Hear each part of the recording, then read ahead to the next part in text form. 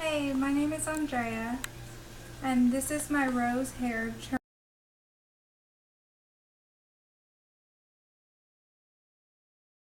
I'm just going to tell you a few facts about him today.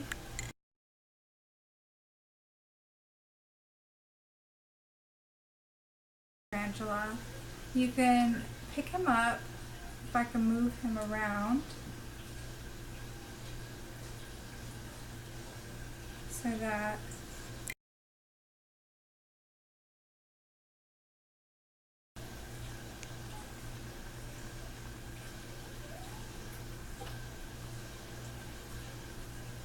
if you just turn him, he'll kind of go around. But if you look between his second and third legs, that's his thorax. You can gently pluck him up by that area with your two fingers, like your thumb and your pointer finger. And then also what I'm doing here.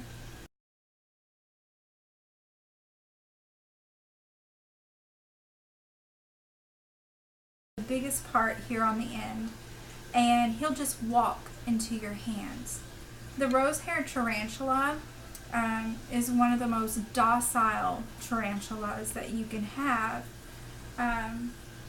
Also, they're native of Chile, and they're the most populated type of tarantula in America. They're low maintenance, they're inexpensive. It's best that you get a female because they can live up to 20 plus years, but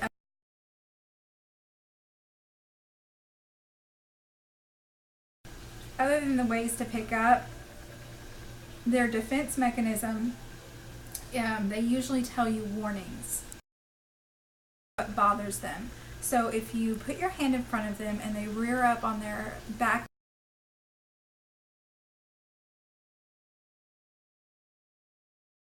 the two in the front,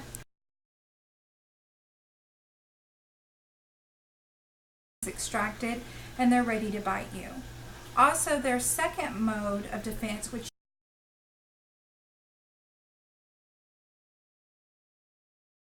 flick hairs. The hairs are like needles and they'll flick at you. Both the bite and the hair flicking is painful. The hair flicking is an intense itch, almost like a mosquito times 10, as well as painful.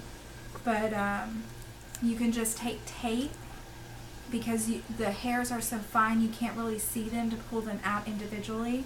So you need to take tape and run it over the area, and that'll pull out the hair and then cleanse it real good. The same thing with a bite. If his fangs go in you, he's probably going to release venom. They usually recommend that you get an EpiPen or something, so that, because it's like a bee sting. They're not really harmful to humans for the most part unless you're allergic to them. If you have an allergy, then of course it can harm you, but otherwise, if this is your first time and you don't know if you're allergic or not, then it's just best to have an EpiPen on hand, or only handle your tarantula if there's someone there who can help you in case you have an allergic reaction. Their food, they mostly they can eat grasshoppers, crickets, moths, beetles, a large type of cockroach, mealworms, those kinds of things. I feed him crickets. Let me get him to a more comfortable position.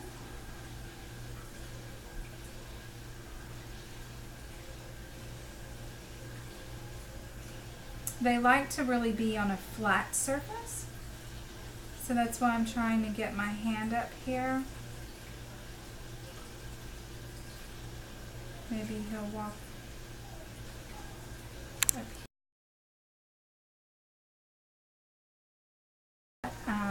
If they fall even 5 inches, they can shatter like glass.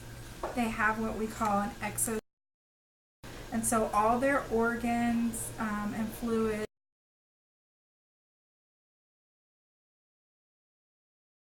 glass of milk.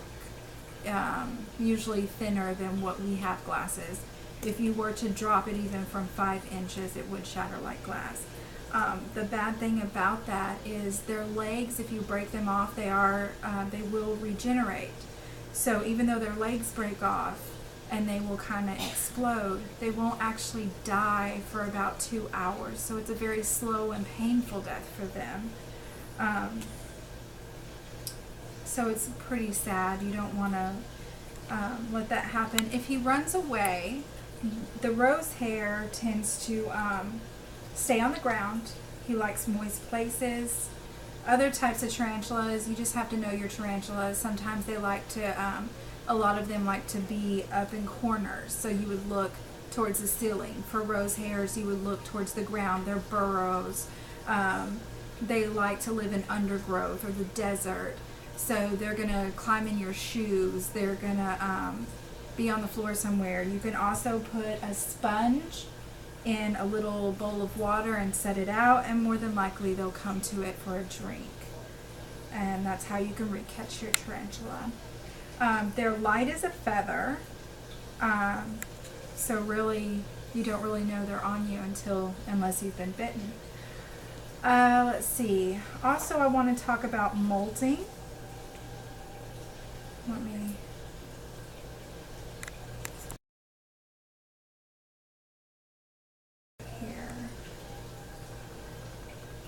Can you grab him? Because I don't want him to fall.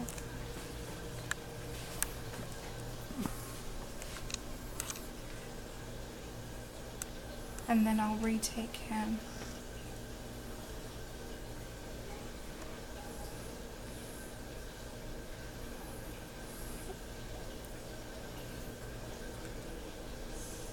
It's okay. Let him come over to me.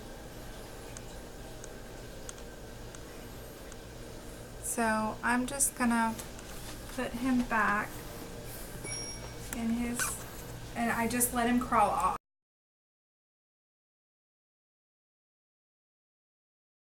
On the end of his feet. So he really clings on. He can climb up the sides of these as he's trying to do now. You always want to put in a log so that he's a burrower. He likes to burrow. You want to put in his water tray with his sponge. This helps with humidity for him. It also helps him drink from it. I am going to get a bigger terrarium because he just doesn't have enough room in here. They can jump, so be very careful and leery about that. Let me get this on a flatter surface. Again, you don't want to tip him over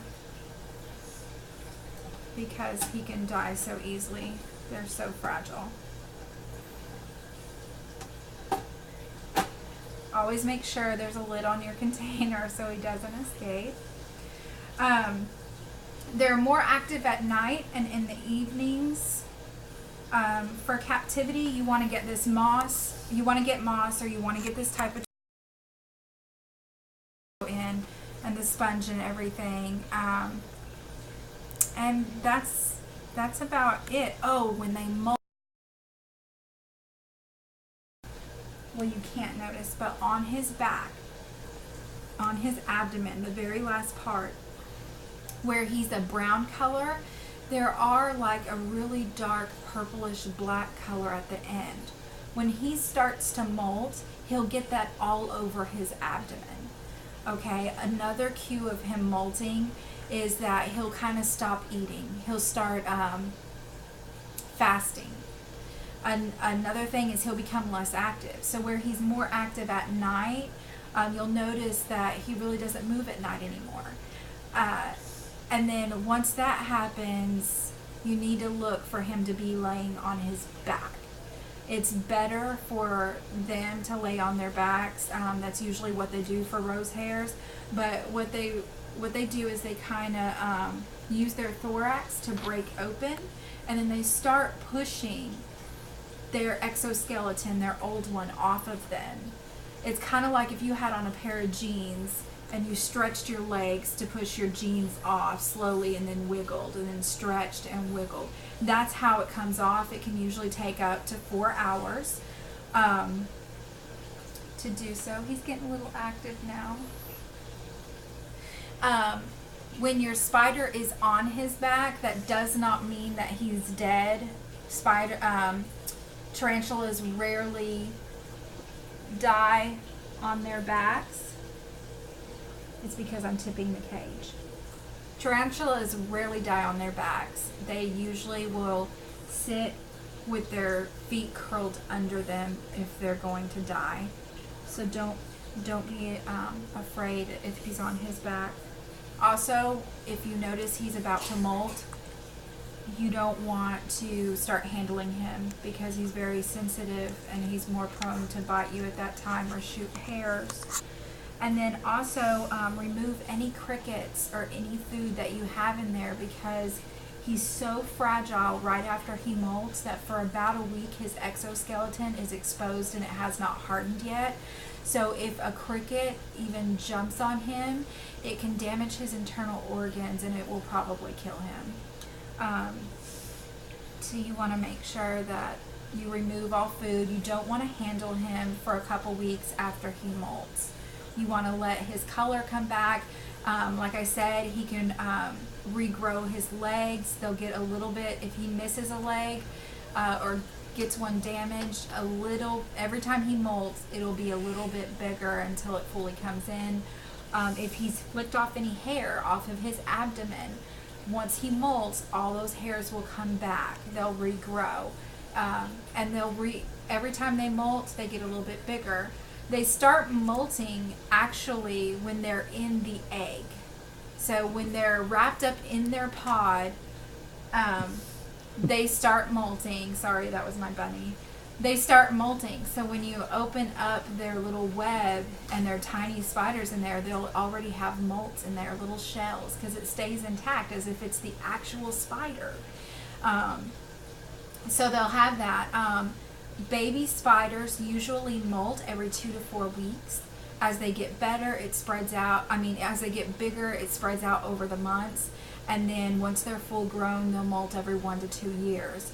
So you just have to watch for the signs, and usually that can tell you roundabout if you have an older spider or a younger one, depending on if the store has told you or not. Also, what I recommend with a store, because you never know how pet stores come by their animals. So, and they may be deceptive. So what I did is I went in for about 3 days and I had the storekeepers actually pull him out and see how he responded to them. And then the next couple days I went in and asked if I could get him out to see how he responded to me. And then after about a week, I bought him because I felt comfortable with him and I felt like he hadn't attacked anybody so far, so he would be really good.